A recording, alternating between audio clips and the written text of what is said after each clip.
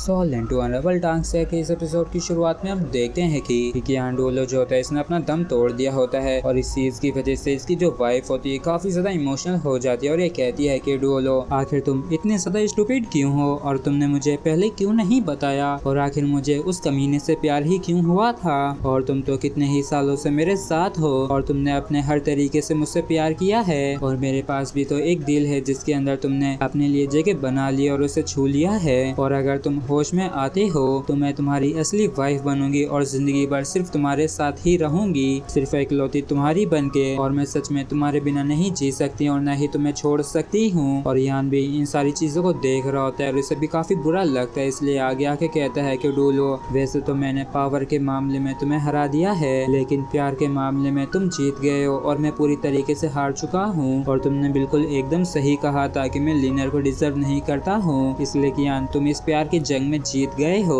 और इन सभी के इन ड्रामे को देख के ये जो एल्डर होता है ये कहता है कि चलो ठीक है अब तुम सभी ही रोना बंद करो और कियान को आराम करने के लिए भेज दो। तो लिंगर जो होती है ये कहती है कि आखिर आप भी ऐसा कैसे कह सकती हैं। तो ये जो ओल्ड मैन होता है ये कहता है कि अगर तुम सच में इसकी परवाह करते हो तो तुरंत ही इसे भेज दो क्योंकि पहले ही इसका जो ब्लड है वो काफी ज्यादा बह चुका है और इसकी जो मार्शल सोल है वो भी काफी ज्यादा इंजर्ड हो गई है, इसलिए अभी इसे आराम करने की सख्त जरूरत है। और इनकी इन बातों को सुन के लिंगर चौंक जाती है और ये जो मास्टर होता है ये खुश होते हुए कहता है कि इसके होश में आने के बाद इसे मेडिसिन दे देना और अगर ये 10 से ज्यादा दिन तक आराम करता है तो ये बिल्कुल ठीक हो जाएगा। और इस चीज को सुनते ही इन दोनों का काफी बुरा वाला पोपट हो जाता है और इस चीज को सुन के लिंगर काफी ज्यादा खुश होते हुए कहती है कि ये तो वाकई में काफी ज्यादा बढ़िया बात है जो कियान अभी मरा नहीं। और फिर लिंगर कियान को गोद में उठाते हुए कहती है कि कियान चलो लौट के चलते हैं और इतने सारे सालों का जो जियान लिनर और कियान डोलो का जो रिलेशनशिप था उसमें आखिरकार प्यार की बहार आ ही गई होती है, वो भी सिर्फ लाइफ एंड डेथ बैटल की वजह से।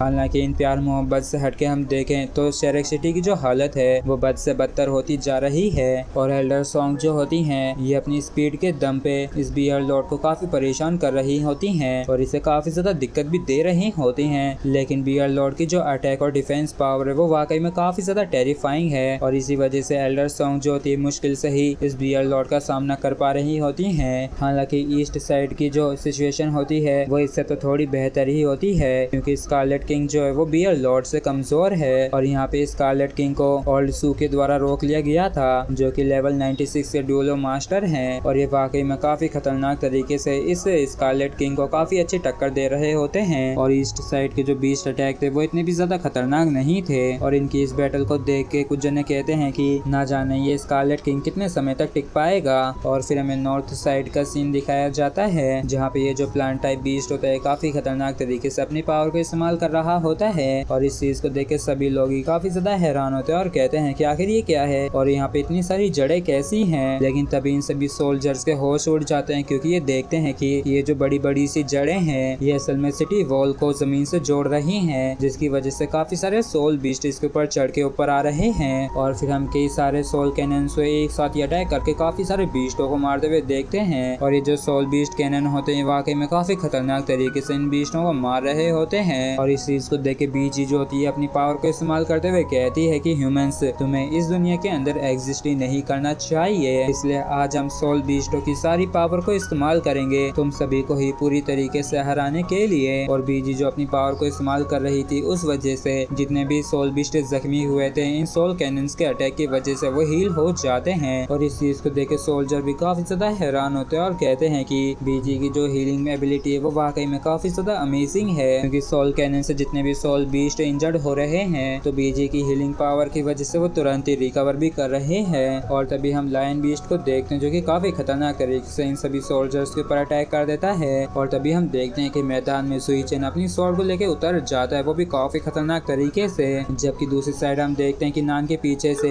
एक बीस्ट अटैक कर देता है और ये बीस्ट नान को नुकसान पहुंचाने ही वाला था कि तभी इस चीज को जूसांसी नोटिस कर लेता है और तुरंत ही अपनी जियानवू शील्ड का इस्तेमाल करके इस बीस्ट के अटैक को ब्लॉक कर लेता है। और फिर नान तुरंत ही अपनी किसी तरीके की पावर को इस्तेमाल करके इस बीस्ट के ऊपर काफी ज्यादा प्रेशर डाल के जमीन में ही चिपका देती है जिसके बाद ये जंप करके उसके ऊपर काफी खतरनाक वाला अटैक कर देती है। जिसके बाद हम गुई को देखते हैं जो कि अपनी स्वॉर्ड से काफी ज्यादा खतरनाक तरीके से इन बीस्टों को मार रही होती है और तो यहाँ पे भाई अपने क्लॉ से अटैक कर रहा होता है जबकि सही तो अपने सोल कैनन से और शुई भी अपने क्लॉज से काफी खतरनाक तरीके से अटैक कर रही थी और हमारी जो छोटी सी जियाओ है ये भी अपनी पावर को इस्तेमाल कर रही होती है इन सभी को रोकने में। और तभी हम देखते हैं कि जो सोल कैनन्स अटैक कर रहे थे वो अटैक करना बंद कर देते हैं और इस चीज को देखिए जो मास्टर होता है काफी ज्यादा हैरान परेशान होते हुए कहता है कि अरे नहीं, लगता है कि ये सोल कैनन बस टूटने ही वाले हैं। और हम देखते हैं कि इस वजह से जमीन के ऊपर जो अटैक हो रहे थे वो काफी कम हो जाते हैं, जिसकी वजह से सोल बीस्ट जो थे वो काफी खतरनाक तरीके से आगे बढ़ने लगे थे। और इन्हें आता देख के सोल्जर्स जो थे काफी परेशान होते हुए कहते हैं कि आखिर अब हम क्या करेंगे और आखिर अब हमें क्या करना चाहिए। तो ये जो कमांडर होता है ये कहता है कि रुको सभी लोग, तुम सभी को ही अपना एड़ी चोटी का जोर लगा के लड़ना ही होगा,